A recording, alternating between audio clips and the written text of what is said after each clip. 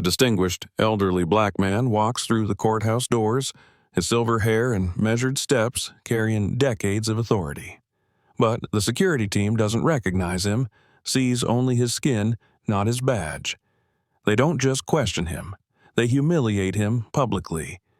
They detain him, hands against the wall, mocking his claims of authority.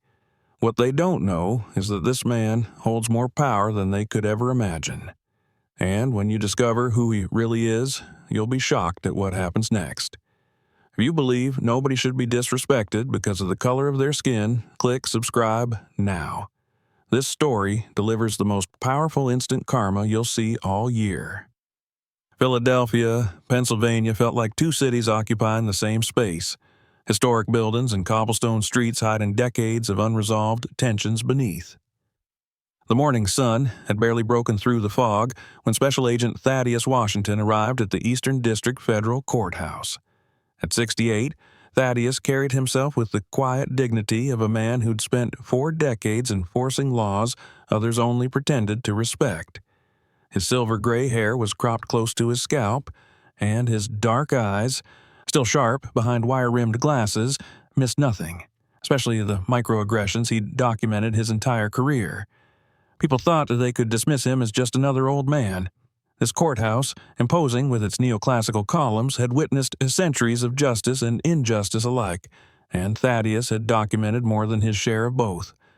Thaddeus had walked these marble halls for over 40 years, first as a beat cop when integration was still met with violence, then as a detective fighting for cases others abandoned, and finally as an FBI agent specializing in police corruption and civil rights violations. His cases had put more corrupt badges behind bars than anyone in Bureau history.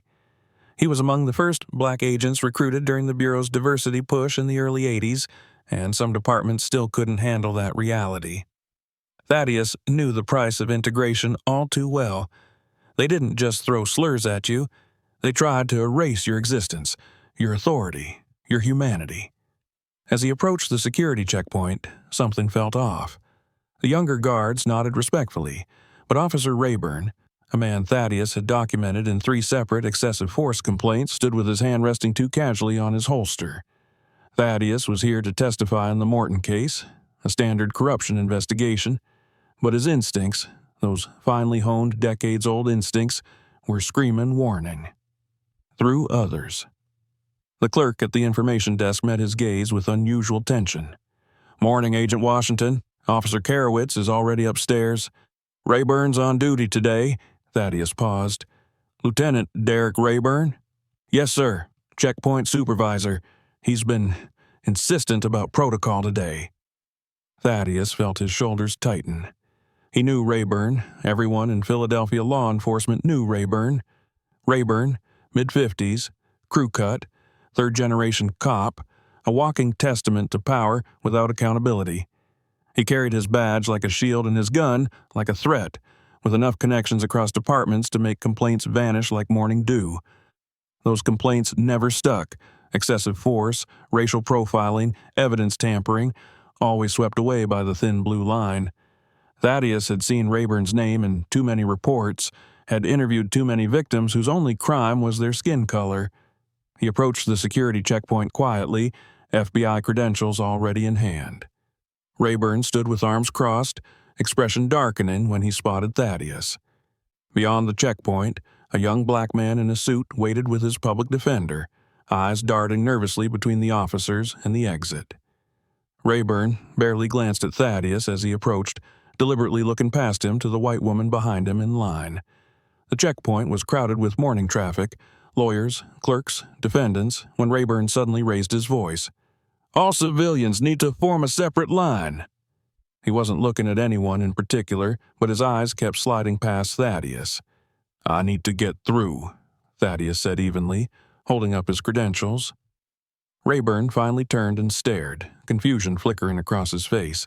He was trying to place the older man, a witness maybe, or some retired court employee. The badge meant nothing because he wasn't seeing it, wasn't seeing the man holding it. "You got some ID that isn't expired, old-timer?" he said, smugly. Thaddeus didn't respond. He simply reached for his wallet to retrieve his federal credentials. The security area grew quiet.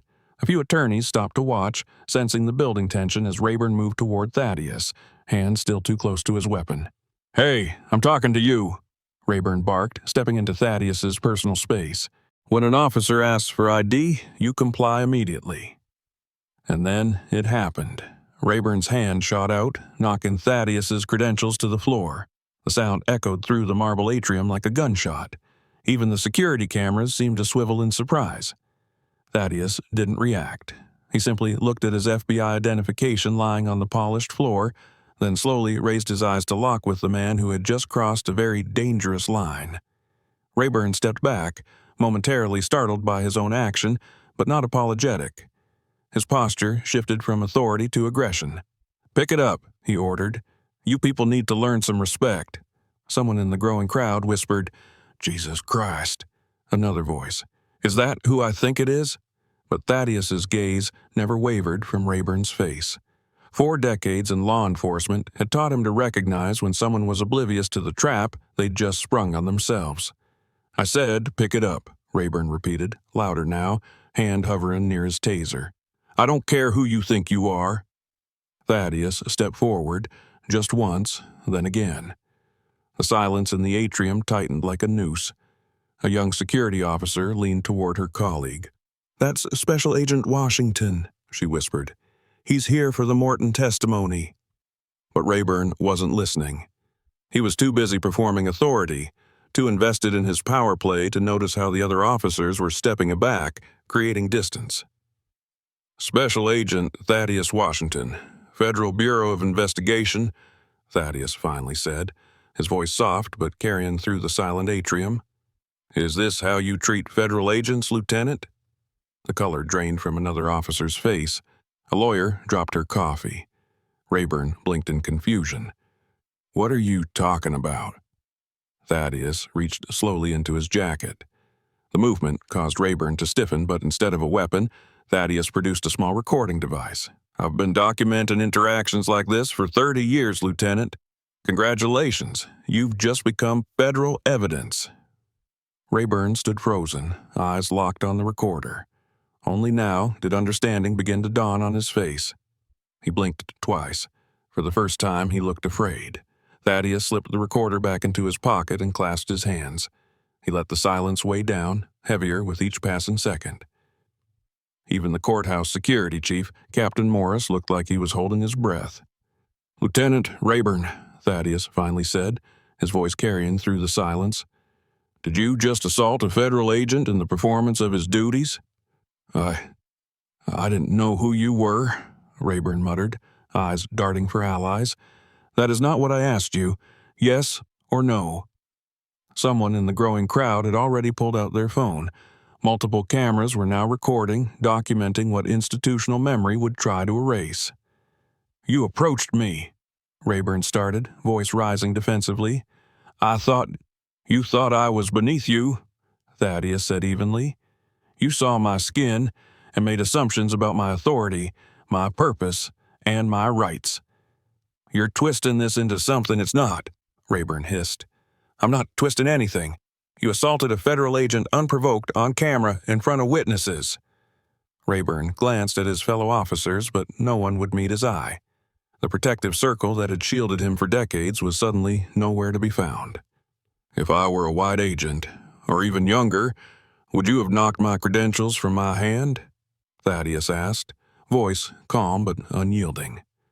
Rayburn said nothing. His silence echoed through the atrium, the loudest admission he'd ever made. "I'll take that as a no," Thaddeus continued. "Now you've compounded assault with obstruction of justice." "I was doing my job," Rayburn snapped. "That kid," he pointed toward the young man behind the checkpoint. "He's the one." "Enough," Thaddeus cut him off. "You do not get to justify assault by deflecting to another case. If someone crossed a line they couldn't take back, what would you do? Drop your answer in the comments and hit like and subscribe to the channel." Thaddeus turned to the security chief, his tone crisp. "Captain Morris." "Sir?" Morris responded immediately, standing straighter. Please document that Lieutenant Derek Rayburn has assaulted a federal agent in the performance of his duties, interfered with a federal investigation, and attempted to obstruct justice. Rayburn took a step back, finally understanding the swift current he was caught in.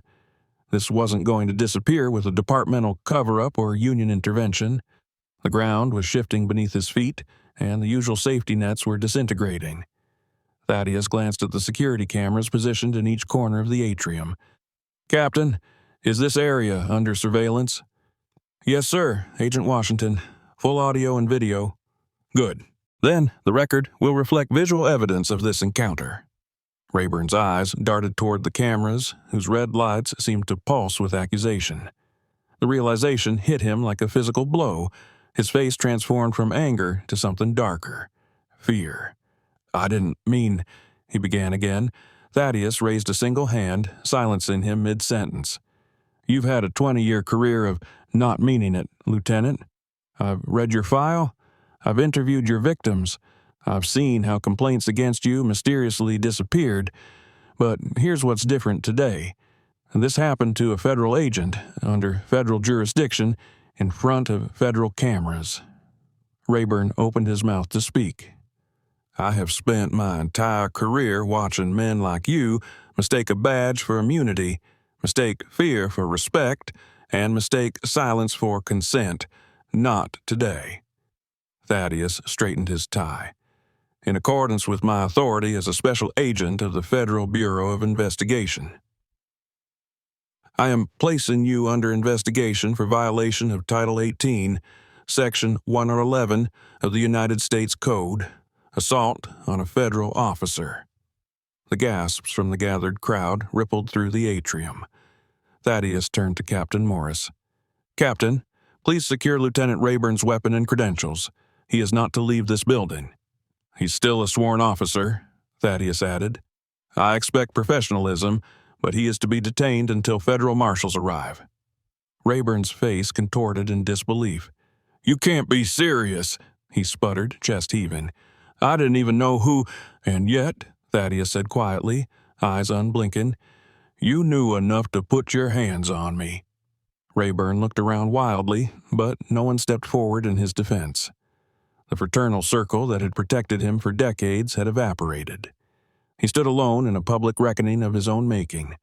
The sound of Captain Morris calling for backup echoed through the atrium like a sentence being passed. Two junior officers approached Rayburn, their movements hesitant but determined. One stood nearby, hand resting lightly on his belt, not threatening but clearly prepared. Rayburn stood rigid, face flushed red, jaw clenched so tight it looked painful. His fists balled at his sides like he was physically restraining himself from lashing out again. Thaddeus remained perfectly still, his gaze fixed on Rayburn like a spotlight. He didn't blink, didn't soften his expression, gave the lieutenant no escape route back to the comfortable fiction of his authority. "Would you let injustice slide if it kept the peace, or would you risk everything to call it out? Share your choice in the comments and don't forget to like and subscribe." "Agent Washington," called a voice from behind the security checkpoint.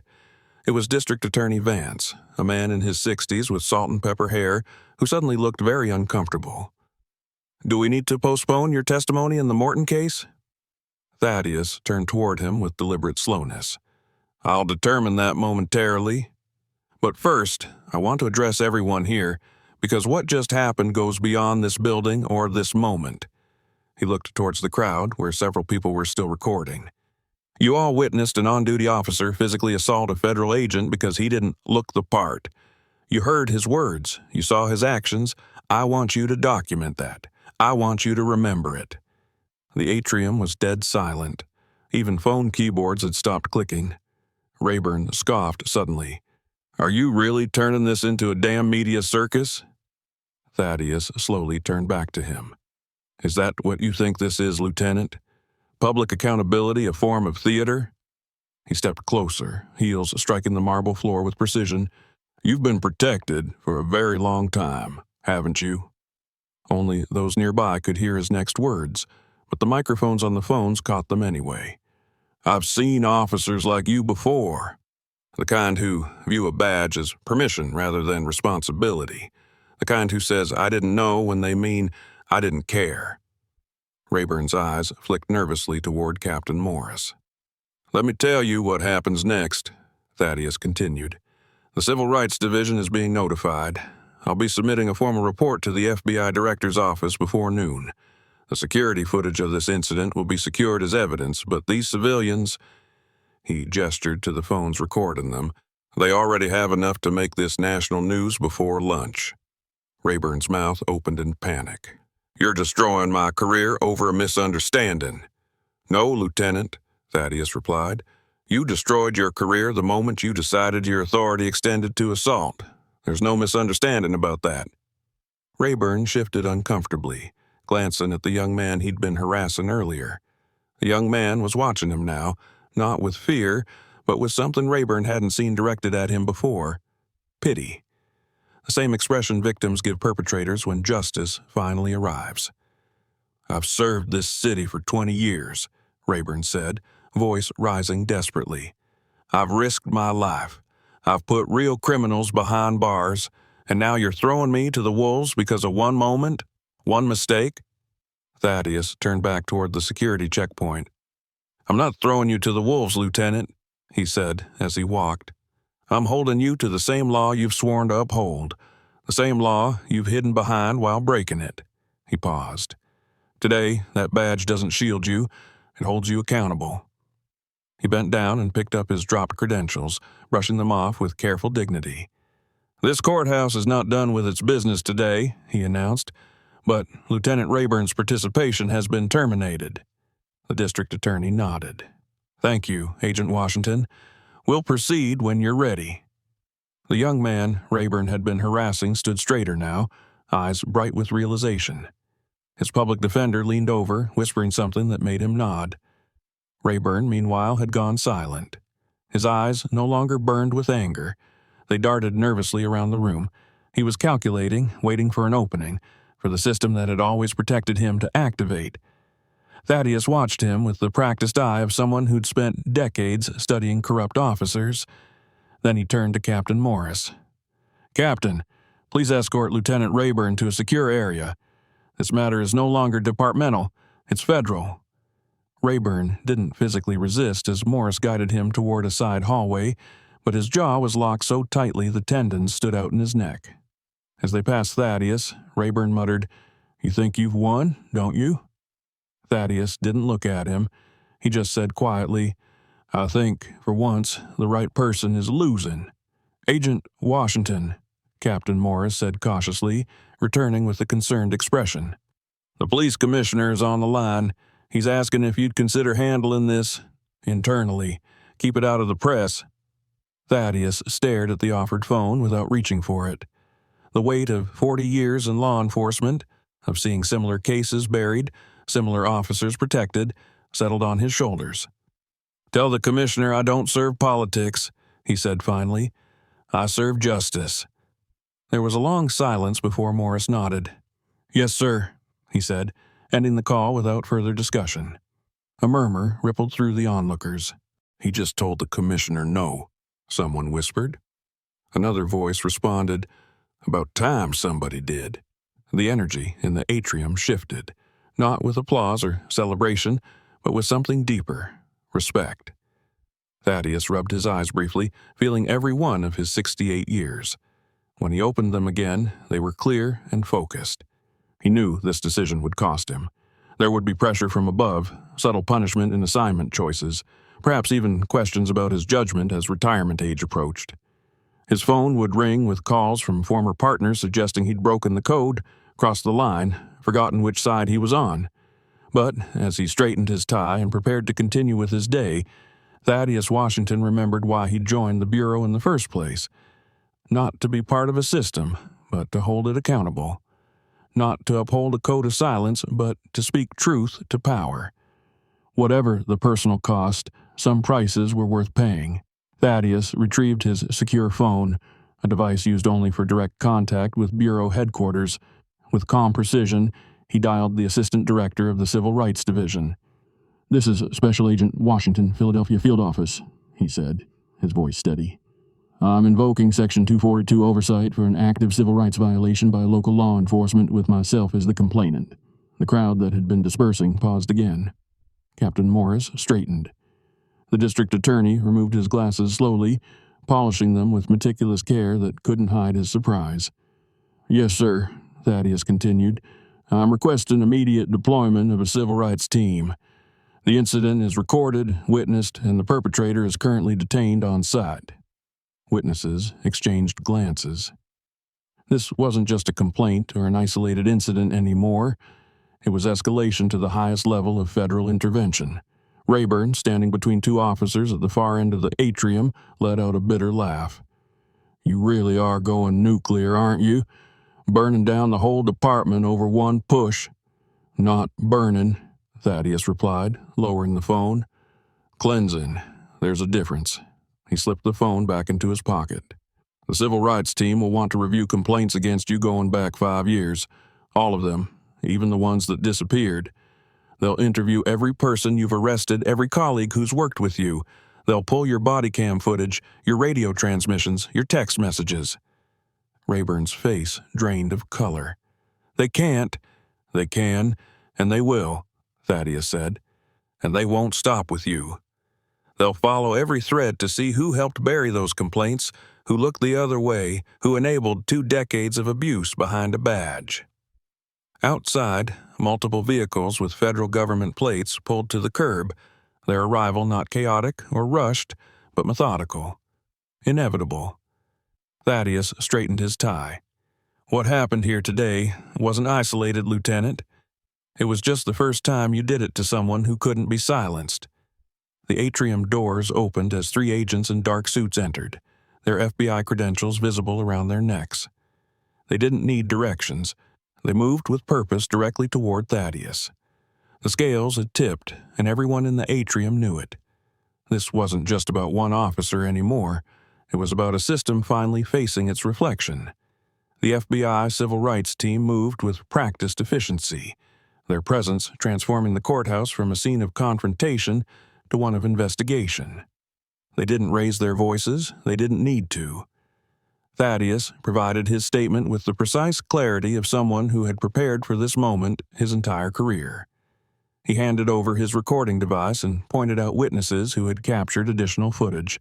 "We'll need statements from everyone," the lead agent said, nodding toward the gathered crowd, "and full access to security recordings." Captain Morris, no longer protecting Rayburn, directed his officers to secure all evidence. "Whatever they need," he said, the resignation in his voice making it clear he understood the implications extended far beyond one lieutenant. Rayburn was officially placed in federal custody, his badge and gun cataloged as evidence rather than simply secured. The symbolism wasn't lost on anyone watching. Items that had represented his authority were now exhibits documenting his abuse of it. As Rayburn was escorted toward the exit, his shoulders slumped with the weight of consequence. For the first time in his career, there would be no phone call to make it disappear, no superior to smooth things over, no union representative to reframe the narrative. The young man Rayburn had been harassing earlier approached Thaddeus cautiously. "Sir," he said, voice steady despite his obvious nerves, "I just wanted to say I've filed 3 complaints against him before. No one ever listened." Thaddeus placed a hand on the young man's shoulder. "They're listening now," he said, "and they'll need your testimony." The young man nodded, standing straighter. "I'm ready." The lead civil rights agent approached Thaddeus again. "We've received authorization to expand the investigation to departmental patterns and practices," she said quietly. "This could go much wider than Rayburn." Thaddeus nodded. "It needs to." As he prepared to finally proceed to his scheduled testimony, Thaddeus paused to survey the atrium. The space felt different now, cleaner somehow, as if a long festering wound had finally been lanced. An older woman who had witnessed everything approached him. "My son's a cop," she said. "A good one. He's been trying to speak up about officers like Rayburn for years." Her eyes were bright with unshed tears. "Thank you for showing him it's possible." Thaddeus nodded, feeling the weight of decades lift slightly from his shoulders. "This is what the law looks like when it works," he said simply. and we're not done yet." Then he walked toward his scheduled courtroom, not with triumph, but with quiet purpose, the work of justice continuing, one step at a time. The camera lingered on the empty security checkpoint, the spot where everything had changed. Not with violence or shouting, but with quiet dignity that refused to bend. This wasn't about a single officer or a moment of disrespect. It was about what happens when someone with nothing left to lose decides truth matters more than comfort. True justice doesn't announce itself with sirens and spectacle. It stands firm when the easier path would be compromise. Like Agent Washington, we don't need titles or weapons to change systems. We need only the courage to stand our ground when those systems fail. Because justice doesn't begin in courtrooms or police stations. It begins in moments when ordinary people refuse to accept the unacceptable. If you enjoyed today's story, like, share, and subscribe for more stories that show justice isn't just a concept. It's a choice we make every day.